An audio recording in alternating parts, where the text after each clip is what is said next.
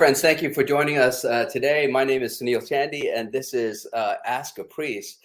This is a ministry out of Christ Episcopal Church, and we thank you for coming and joining us today. So, in Ask a Priest, you ask a priest a question, and I'm the priest, and so I try to answer the question that you ask. And one of the first questions that comes out to us today is, how do I become an Episcopalian? Well, that's a good question. I think it's a question that's relevant to us, especially in the Episcopal Church and at Christ Church in Westerly, where I am the rector and priest.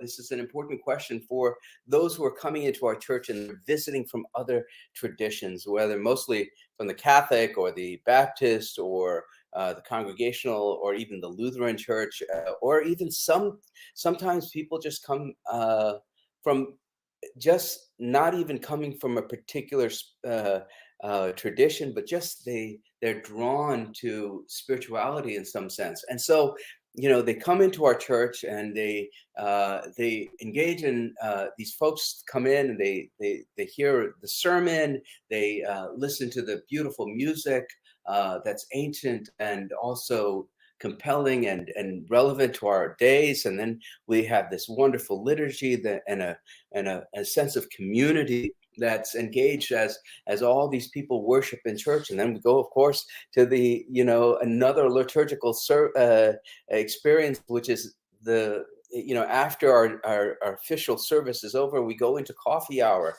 and we engage in conversation with people. They connect. People just connect with one another.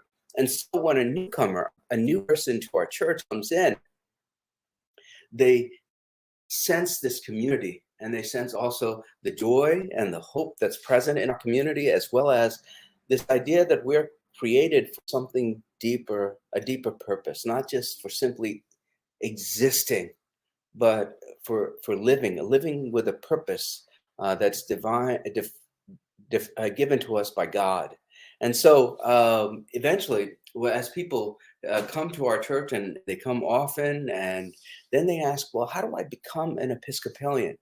Well, in our church, how we do it is we ask you then, after engagement in the community for a while, after you've experienced the worship, we ask you to join us in our Episcopal 101 course, which is a course that we offer just on the basics of who we are as an Episcopal Church. What do we believe?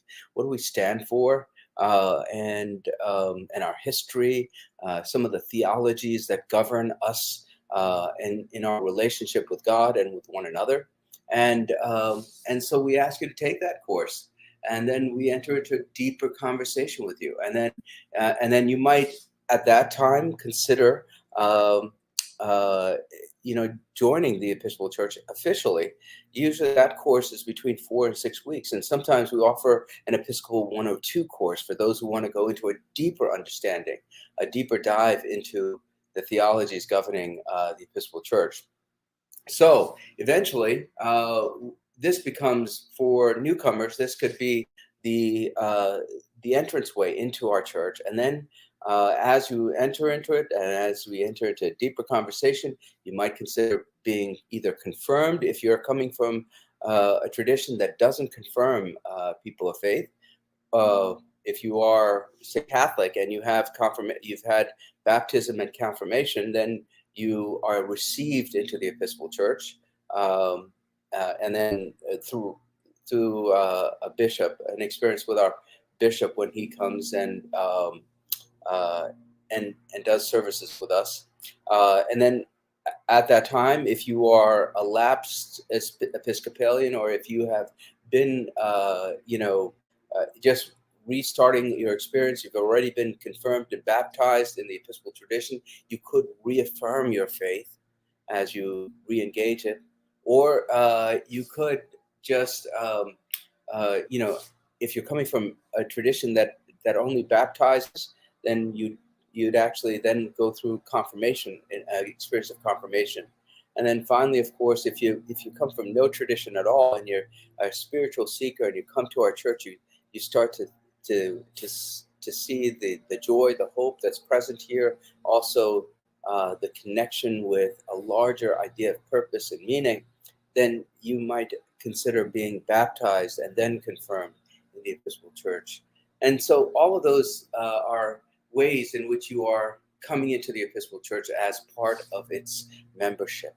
And then the idea is that, and really the idea is that after, say, reaffirmation, confirmation, baptism, or baptism, confirmation, or reception, your learning doesn't end there.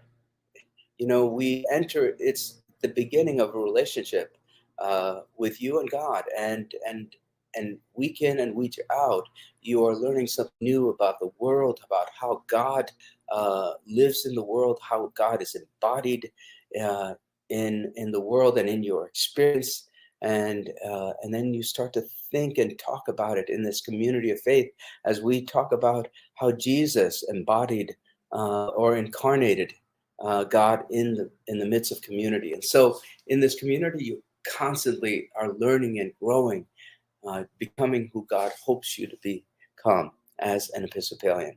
So I think that's a bit of a nutshell. It's it's simple, but it's also complicated. And so at the very least, it's the beginning of a relationship. And I hope that this answers some of the questions you might have about how you become an Episcopalian. And we're looking forward to having you come to our church and continue to be in this conversation as we all grow together to what God hopes we would become. God bless you.